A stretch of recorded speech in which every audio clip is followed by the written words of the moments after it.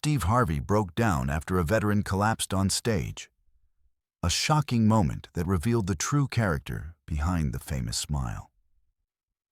What happened in those critical moments exposed a side of the beloved host that America had never witnessed before. The cameras were rolling, capturing every raw emotion as Harvey abandoned his celebrity persona and faced a life-or-death situation that no script could have prepared him for. The audience fell silent. Crew members froze. But what Steve did next didn't just surprise everyone in the studio. It stunned the entire nation. What unfolded that day wasn't just unexpected. It was extraordinary. The studio lights were bright, the audience was buzzing with excitement, and Steve Harvey was in his element, charismatic, quick-witted, and commanding the stage like only he could. The iconic host moved across the floor with practiced ease, his tailored suit impeccable as always, that signature smile lighting up the room. It was supposed to be just another heartwarming segment featuring a military veteran sharing his story of service and sacrifice. The kind of uplifting human interest piece that had become a beloved staple of Harvey's show. James Wilson, a 68-year-old Vietnam veteran with a chest full of medals and eyes full of stories, stood proudly as the audience applauded his decades of service. His weathered hands rested at his sides, occasionally touching the military pins on his navy blue blazer as if to ground himself amid the unfamiliar glare of television cameras. "I'm just grateful to be here," he said with a humble smile that masked the battles he'd fought both abroad and at home. The studio audience hung on his every word as he briefly recounted memories of brotherhood forged in the jungles of Southeast Asia and the long, difficult journey of returning to civilian life. Harvey nodded respectfully, his usual comedic timing giving way to a reverent tone that acknowledged the weight of Wilson's sacrifices. "Ladies and gentlemen, this is what a real American hero looks like," Steve announced, gesturing toward the veteran with genuine admiration. The crowd rose to their feet in a standing ovation, the thunderous applause washing over the modest veteran who seemed almost embarrassed by the attention. But as Steve reached out to shake the veteran's hand, something terrifying happened. The moment froze in time, a split second where everything seemed normal, followed by an eternity where nothing would ever be the same. Wilson's smile suddenly faded, replaced by a look of confusion and then alarm. His face drained of color, turning an ashen gray that contrasted starkly with the vibrant studio setting. His eyes, which had been clear and focused while sharing his stories, rolled back until only the whites were visible. His knees buckled beneath him, no longer able to support his frame. And before anyone could react, before Steve's outstretched hand could even reach him, the decorated hero collapsed heavily onto the hard studio floor with a sickening thud that echoed through suddenly silent speakers. "Oh my God," Steve gasped, his famous composure shattering instantly like glass hitting concrete. The microphone captured every decibel of genuine horror in his voice. The audience's applause transformed into horrified gasps and cries of concern. Several people stood up, instinctively moving forward as if to help, though uncertain what to do. The jovial atmosphere of entertainment vanished in a heartbeat, replaced by the stark reality of human vulnerability. The production team, caught off guard, continued rolling cameras as the scene unfolded, capturing raw, unscripted human drama that no one had anticipated. The director's voice could be heard frantically speaking through headsets, unsure whether to cut to commercial or continue broadcasting what was quickly becoming a potential tragedy. What started as an ordinary episode would become a moment that changed everyone in that studio forever. The line between entertainment and emergency had dissolved completely, leaving only the truth of human fragility and connection in its place. The veteran lay motionless on the floor, his medals now askew on his chest that barely seemed to rise and fall with breath. But what happened in the next few seconds would reveal a side of Steve Harvey that America had never seen before. A man stripped of his celebrity armor, facing a crisis that no amount of show business experience could have prepared him for. In that crucial moment, as James Wilson lay motionless on the studio floor, Steve Harvey underwent a transformation that stunned everyone watching. The polished television host, known for his perfect timing, quick wit, and carefully maintained public persona, vanished instantly. In his place stood simply a man, stripped of pretense and facing a human being in desperate need. The studio lights that had been designed to highlight his charismatic presence now illuminated something far more profound: raw humanity in crisis. "Clear the stage. Give him air," Steve commanded, his voice no longer the smooth, controlled instrument of entertainment, but raw with urgency. The familiar baritone that had delivered countless punchlines and heartfelt introductions now carried the weight of genuine alarm. He dropped to his knees beside the fallen veteran, completely disregarding his expensive custom suit against the hard floor. The tailored fabric, selected that morning by stylists who fussed over every detail of his appearance, now pressed against dust and scuff marks, collecting damage that would have normally been avoided at all costs. The gold watch and designer cufflinks that usually complemented his celebrity image seemed suddenly meaningless trinkets as Harvey's hands, steady despite the pressure, moved to loosen Wilson's collar and check for a pulse. What the cameras captured next revealed layers of Steve Harvey that few had ever glimpsed beneath his public facade. The studio audience, previously laughing and applauding on cue, now witnessed an unscripted reality that television rarely shows. Some gasped, others covered their mouths in shock.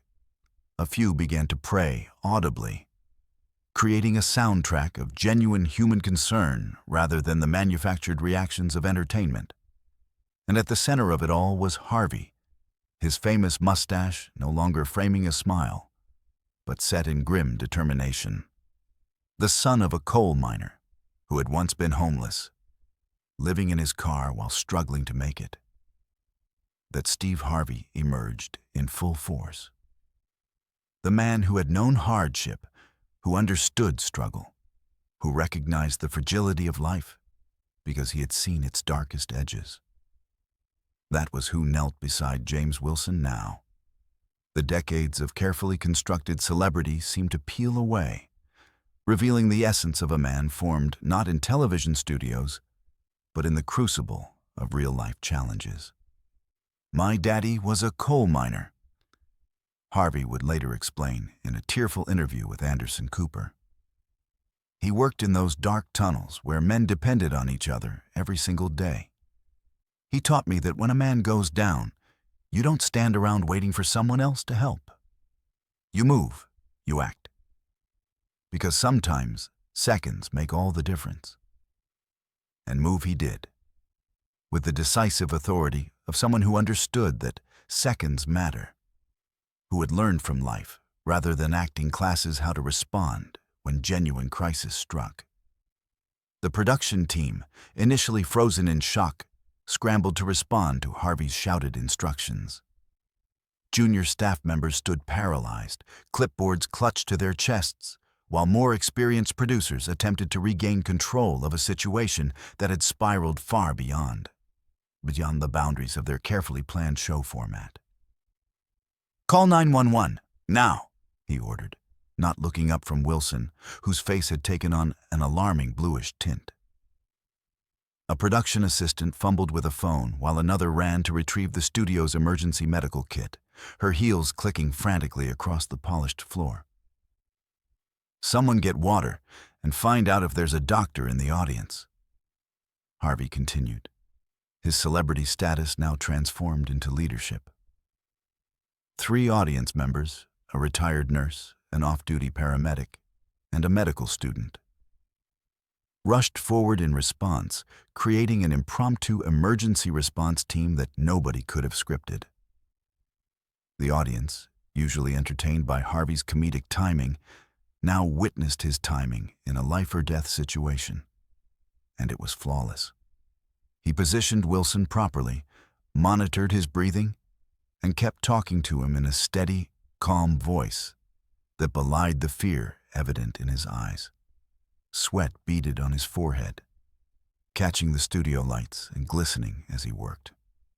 The cameras, still rolling despite the director's uncertainty, captured close-ups of Harvey's face, revealing micro-expressions of concern, determination, and focused intensity that no acting could replicate. "Stay with us, James. Help is coming. You're not alone, brother. You're not alone." His voice broke slightly on the last words, a crack in the polished veneer that normally characterized his on-air presence. "We got you. Your country didn't leave you behind, and we're not leaving you behind now." Those words, caught clearly on the studio microphones, revealed something profound about Steve Harvey that transcended his public image. The man who had built a career making others laugh was now fighting back tears, his famous composure cracking under the weight of genuine human concern. His large hands, usually gesturing broadly for comedic effect, now moved with surprising gentleness as he monitored Wilson's pulse and breathing. The studio fell into an unusual silence, punctuated only by murmured prayers and the distant sound of approaching sirens. The commercial break that should have occurred 7 minutes earlier never came. Producers, recognizing the gravity of what was unfolding, made the unprecedented decision to continue broadcasting, capturing real life with all its messy, frightening, beautiful authenticity. What happened next would not only save a life, but would change how America viewed one of its most familiar television personalities forever. The emergency medical technicians who burst through the studio doors 3 minutes later would later report that Harvey's quick actions had been crucial. The veteran's heart had begun to falter, his oxygen levels dropping dangerously low. But the immediate attention, the proper positioning, and perhaps most importantly, the continuous human connection maintained by Harvey had kept James Wilson tethered to life until professional help arrived. As the EMTs took over, gently moving Harvey aside to work with practiced efficiency, the cameras caught a moment of pure vulnerability. Steve Harvey, the polished entertainer, the impeccably dressed celebrity, the man with the perfect smile, sat back on his heels, looked up toward the ceiling, and whispered a prayer of thanks that the microphones barely captured. A single tear tracked down his cheek, catching the light before he quickly wiped it away with a hand that trembled slightly from adrenaline and emotion. It was perhaps the most genuine moment ever broadcast on daytime television. The ambulance doors closed on James Wilson with a final, heavy thud.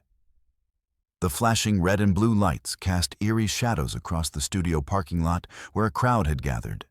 Production staff, audience members, and curious onlookers, all united in concern for the fallen veteran. Steve Harvey stood at the forefront, his usual commanding presence now diminished by the weight of what had transpired. His suit jacket was wrinkled, his tie loosened, and the carefully maintained image he presented to the world had been thoroughly dismantled by reality. "Will he be okay?" Harvey asked the departing EMT, his voice barely audible above the idling ambulance engine. "You did good, Mr. Harvey," the technician replied, offering neither false hope nor grim prediction. "You did everything right.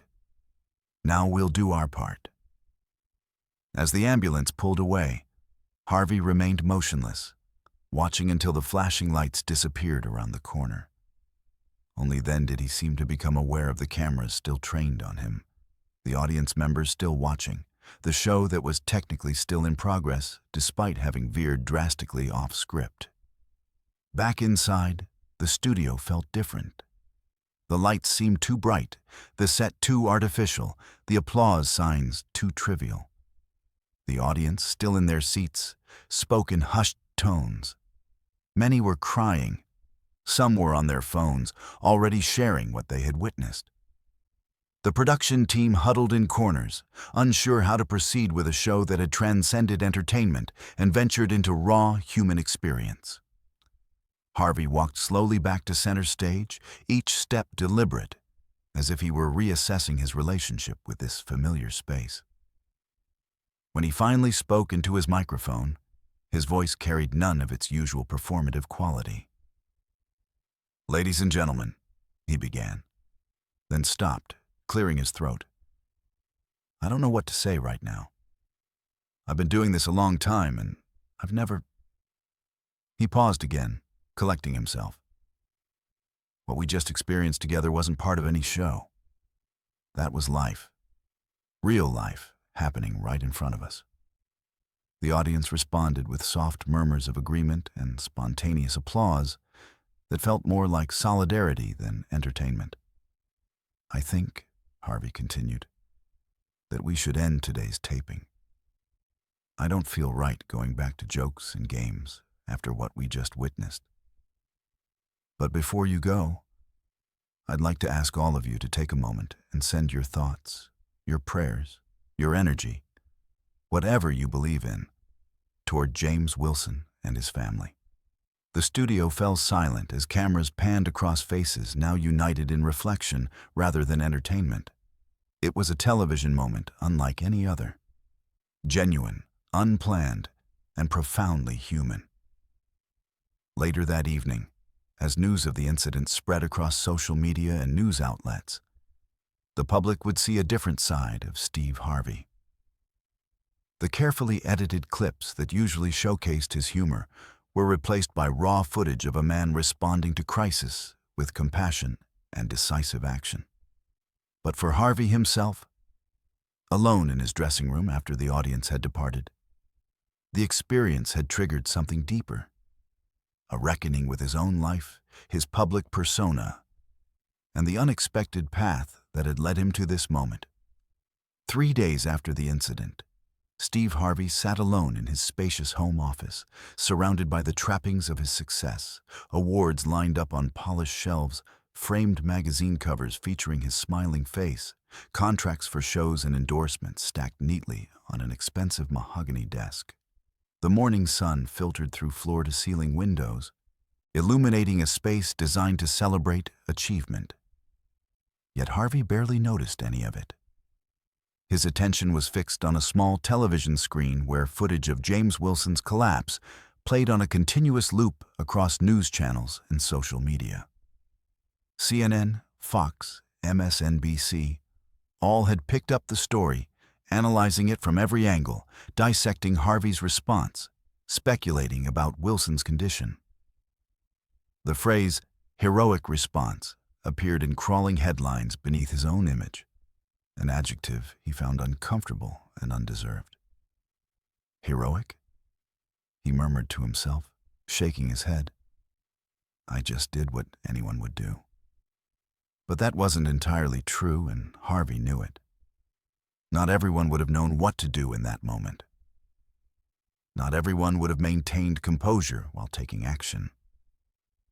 His phone had been ringing nonstop with interview requests, congratulatory messages, and expressions of admiration from colleagues and strangers alike. His publicist had called it a PR gold mine, a phrase that made Harvey wince when he recalled it. A soft knock at the door interrupted his thoughts. His wife Marjorie entered, carrying a cup of coffee and concern in her eyes. "You've been watching that footage for hours," she said, placing the coffee beside him and resting her hand gently on his shoulder. "Maybe it's time to take a break." Harvey sighed deeply, finally pressing the mute button on the remote. "I can't stop thinking about him, Marjorie, about James. about what he must have gone through in Vietnam, about how he stood there so proud one minute and then he couldn't finish the sentence. "The hospital called," Marjorie said, squeezing his shoulder. "He's stable. His family said they'd like to meet you when he's stronger." Harvey nodded, relief washing over him, though the knot in his stomach remained. "Good. That's good." He stood up and walked to the window, looking out at the manicured garden that surrounded their home. "You know what keeps going through my mind? All those years I spent perfecting my image. All that time worrying about how I looked on camera, what people thought of me, building the Steve Harvey brand." He turned back to face his wife. And then, in one real moment, none of that mattered at all. Marjorie studied her husband's face, seeing something there she hadn't seen in years, a vulnerability, a questioning that went beyond his usual self-reflection.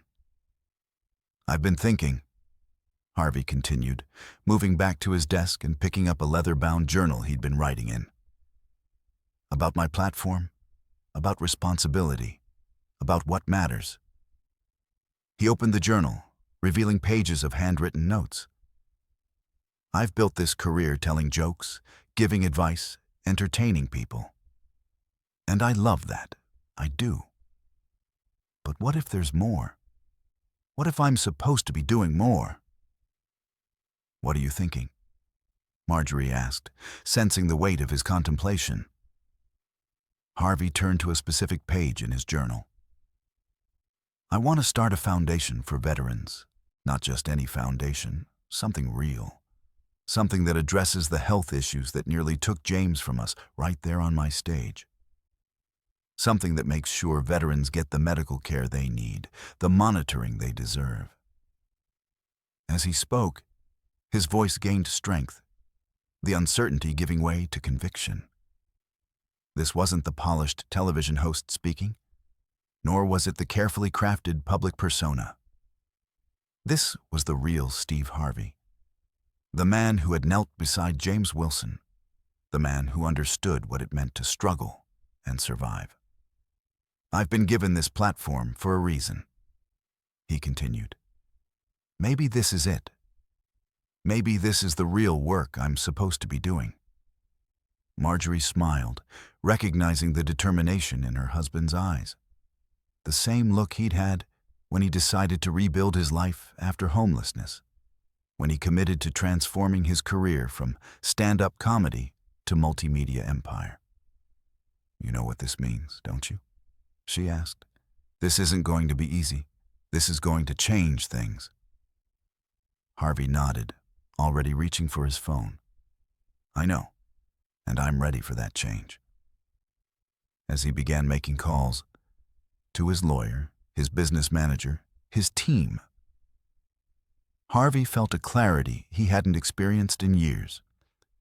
The incident with James Wilson hadn't just changed how America viewed Steve Harvey. It had changed how Steve Harvey viewed himself and his purpose. Meanwhile, across town in a hospital recovery room, James Wilson was beginning to tell his own story to the doctors and family gathered around his bed. A story that would soon intertwine with Harvey's in ways neither man could yet imagine.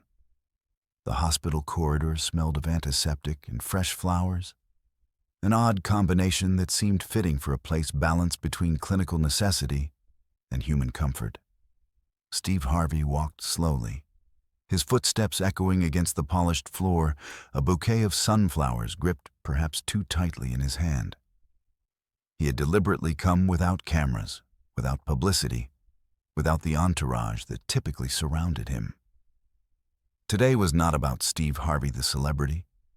It was about a promise he had made to himself in the quiet of his office days before. Room 412 appeared at the end of the hall, its door partially open. Harvey paused, taking a deep breath.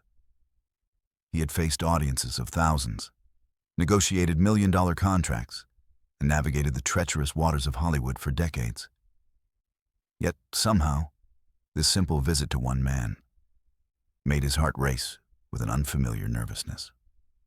A soft knock, and he entered. James Wilson sat propped up in bed, looking simultaneously stronger and more fragile than he had on stage. The military posture remained, even in hospital pajamas, but his complexion had a pallor that spoke of his recent brush with mortality. His wife sat beside him, her hand protectively covering his, while a young man who bore a striking resemblance to James, presumably his son, stood by the window. "Mr. Harvey," James said, his voice raspier, but carrying the same dignity it had during their brief interaction on stage. "You didn't need to come all this way." Harvey moved forward, placing the flowers on the bedside table. "I think we both know I did," he replied, the usual showmanship absent from his voice. "How are you feeling, Mr. Wilson?" "James," the veteran corrected. "And I'm alive, which the doctors tell me is something of a miracle." He gestured to the chair beside his bed. "Please sit. My wife, Martha, and my son, James Jr." Harvey shook their hands, noting the strength in both grips, a family of resilience. As he settled into the chair, the awkwardness he had anticipated didn't materialize. Instead, there was an immediate ease between them, as if the intense moment they had shared had forged a connection that transcended conventional social barriers. "The doctors say you helped save my life," James said directly, his eyes, clear and perceptive, fixed on Harvey. "They say those first few minutes were critical." Harvey shook his head dismissively. "I just did what needed doing. The real heroes were the EMTs and these doctors here." Martha Wilson leaned forward. "The EMTs told us you knew exactly what to do. That's not common, Mr. Harvey. Most people freeze in crisis." "Steve," he corrected gently. "And I've had my share of emergencies. Life teaches you things that no classroom can." He paused, studying James's face. "But I didn't come here to talk about that day. I came because I wanted to know more about you, about your service, about what happened afterward, about how you ended up on my stage that day." Something shifted in James's expression, a mixture of surprise and appreciation that someone wanted to hear his story rather than just tell him their own. He adjusted himself slightly in the bed, wincing with the movement. "Vietnam, 1969 to 1971, he began, his voice taking on a cadence that suggested he rarely shared these details. "Ninth Infantry Division. We were in the Mekong Delta mostly. Hot, wet, and dangerous." He paused, glancing at his wife, who nodded encouragement. "I came home with 2 Purple Hearts and something the doctors couldn't see. Agent Orange exposure. Didn't know it then, of course. None of us did." As James spoke, Harvey listened with an intensity that few had ever witnessed in him. Not the performative listening of a talk show host waiting for a punchline or a touching moment, but the genuine absorption of another human's experience. He didn't interrupt, didn't steer the conversation, didn't look for openings to insert his own perspective. He simply listened. James described his return home to a country that largely ignored its returning veterans, his struggle to find work with skills that seemed irrelevant in civilian life, the gradual emergence of health problems that doctors initially dismissed, and finally, the diagnosis that linked his deteriorating health to his service decades earlier. "The VA has gotten as better," James acknowledged. "But there are still thousands of us falling through the cracks. Men and women who served and are now fighting bureaucracy instead of enemies. Fighting for acknowledgement, for care, for dignity." His voice remained steady, factual rather than accusatory. "That's why I agreed to come on your show. The veterans group I volunteer with thought visibility might help our cause." Harvey nodded slowly, processing everything he had heard.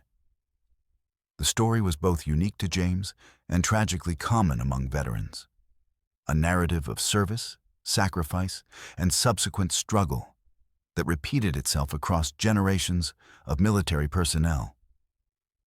"I've been thinking," Harvey said finally, leaning forward slightly, "about platforms and responsibility, about what it means to have people's attention and what you do with that attention."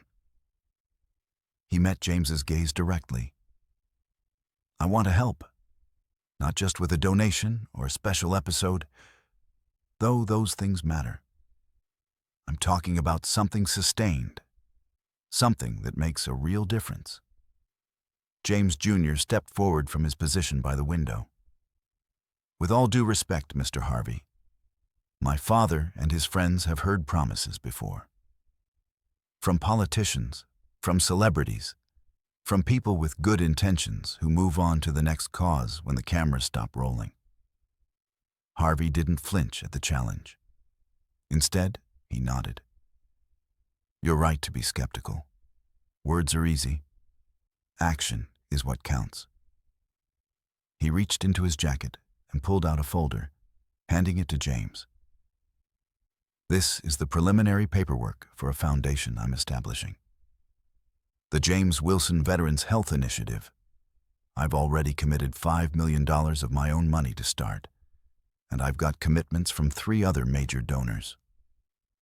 The room fell silent as James opened the folder, his hands trembling slightly. Whether from emotion or his condition, it wasn't clear. Inside were legal documents, mission statements, and a detailed plan for addressing the specific health needs of veterans exposed to toxic substances during their service. "Why?" James asked finally, looking up from the papers. "Why me? Why this cause out of all the worthy causes out there?" Harvey was quiet for a moment, choosing his words carefully. "When you collapsed on my stage, something happened to me. It was like seeing through all the artificial layers we build up in life, all the show business, all the celebrity, all the nonsense we think matters." He gestured to the hospital room around them. "This is real. Your service was real. Your struggle is real. And maybe I've been given this platform not just to entertain, but to connect people to what's real." Martha wiped a tear from her cheek, while James Jr.'s skeptical expression had softened noticeably. James himself studied Harvey's face, searching for any sign of insincerity or calculation. Finding none, he extended his hand. "Then I guess we have work to do," he said simply. As their hands clasped, both men recognized that something extraordinary had begun. A partnership forged in crisis that would eventually impact thousands of lives beyond their own. Neither could have predicted the challenges and triumphs that lay ahead, the resistance they would face, or the movement they would ultimately inspire. 6 weeks after his hospital visit with James Wilson, Steve Harvey stood at the center of a converted warehouse in downtown Atlanta. Sunlight streamed through newly installed skylights, illuminating a space in transition. Construction workers moved purposefully around him, carrying blueprints and building materials, their voices echoing in the cavernous room. This 30,000 square foot facility, once an abandoned textile factory, was being transformed into the headquarters of the James Wilson Veterans Health Initiative. "The medical wing will be over there," Harvey explained to James, who sat in a wheelchair beside him, his health improved but still recovering. State-of-the-art equipment, specialists in toxic exposure conditions, and most importantly, no paperwork nightmare. Veterans walk in, get seen, get treated. Period. James nodded appreciatively, his eyes taking in the ambitious scale of the project. "And the funding model? How sustainable is this?" Harvey smiled at the practical question, so characteristic of the former military man, who understood that good intentions required solid planning. 3 revenue streams, Harvey replied, walking slowly so James could keep pace beside him. First, my initial investment and ongoing percentage from my production company. Second, corporate partnerships. We've got 7 major companies committed to multi-year support. And third, an endowment fund that's already at $12 million and growing. They stopped at a large architectural rendering mounted on an easel.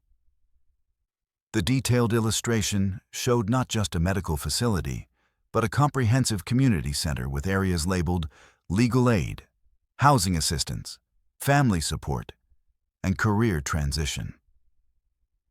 This isn't just about treating symptoms, Harvey continued, his voice taking on the passionate tone that his closest friends recognized as his true self, rather than his entertainer persona. It's about addressing the whole person, the whole family. Medical care is just the beginning. Martha Wilson approached, carrying a tablet with notes from the meeting she'd just concluded with the project's legal team. Since the initiative's inception, she had emerged as a formidable operational force, bringing her 30 years of experience as a school administrator to the organization. The paperwork for the satellite locations is almost complete, she reported, showing them the screen. Chicago and San Antonio should be operational by next quarter, with Los Angeles and New York following 6 months after. Harvey nodded, impressed but not surprised by Martha's efficiency. In the weeks since their first meeting in the hospital room, he had discovered that James's quiet strength was matched by his wife's organizational genius. The Wilsons had become not just the inspiration for the foundation, but integral to its development. "There's something else?" Martha added, her expression more hesitant. "The Congressional Committee called again. They want testimony next month." James sighed, the weight of public speaking evident in his reaction. Despite his willingness to share his story for the cause, he remained a private person at heart, uncomfortable with the spotlight that now followed him. "They need to hear from you, Dad," came a voice from behind them. James Jr. approached, dressed not in the casual clothes he had worn at the hospital, but in a crisp suit that reflected his new role as the Foundation's legal counsel. After witnessing his father's experience and Harvey's commitment, the young lawyer had left his corporate position to join the initiative full-time. "Your story puts a face to the statistics. It makes it real for them." Harvey watched this family exchange with a sense of profound satisfaction. What had begun as a personal mission had evolved into something far more significant. A true collaboration that leveraged each person's strengths. "You won't be alone up there," Harvey assured James. "I'll be right beside you, and we'll have the data to back up every claim we make." The data he referred to was substantial.